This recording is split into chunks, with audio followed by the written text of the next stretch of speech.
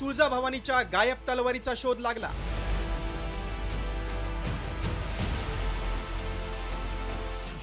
वाकोजी बुवांच्या मठात तलवार सुरक्षित.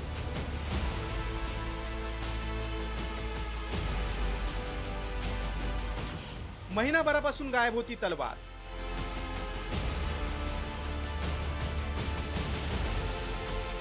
महाराष्ट्राची कुलदैवता असलेल्या तुळजाभवानी मंदिरातील एका तलवारीमुळे पुजारी आणि मंदिर संस्थान पुन्हा आमने सामने आले. मंदिरातून देवीचीच तलवार गायब झाल्यानं वादाची धार वाढतच गेली. मंदिराच्या जीर्णोद्धाराचं काम सुरू असताना काशी येथील गणेश्वर द्रविड शास्त्री यांच्या उपस्थितीत पूजा झाली होती. त्यानंतर ही तलवार संस्थाननं गायब केल्याचा आरोप पुजारी मंडळानं केलाय.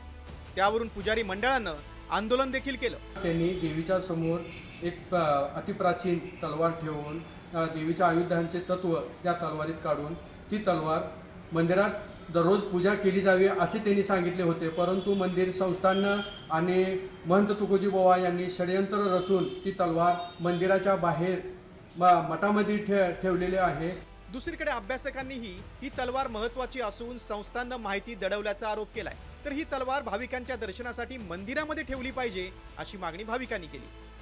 या विधीमध्ये श्री तुळजाभवानी देवीजींच्या अष्टभुजा म्हणजे आठही हातातील जी शक्ती आहे, जी ऊर्जा आहे व तुळजाभवानी देवी मंदिरातील जे गर्भगृह आहे, या गर्भगृहातील प्राण शक्ती ऊर्जा जी आहे ती एका तलवारीमध्ये काढण्यात आलेली होती. भाविक ज्यावेळेस दर्शनाला येतात त्यावेळी त्या तलवारीचं सुद्धा दर्शन भाविकांना झालं पाहिजे आणि भाविकांच्या कुठेही भावनेला ठेस न लावता प्रशासनानं ती तलवार वापस मंदिरात ठेवावी अशी सर्व भाविकांची मागणी आहे.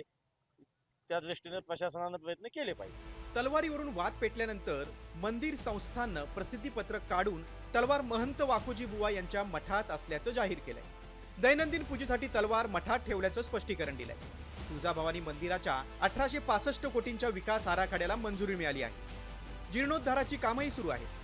मात्र तुळजापूर मंदिरातील वाद काही संपत नाही. यापूर्वीही 2023 मध्ये तुळजाभवानीच्या पुरातन दागदागिने चोरी प्रकरणी महंतांसह 7 जणांवर गुन्हा दाखल झाला होता.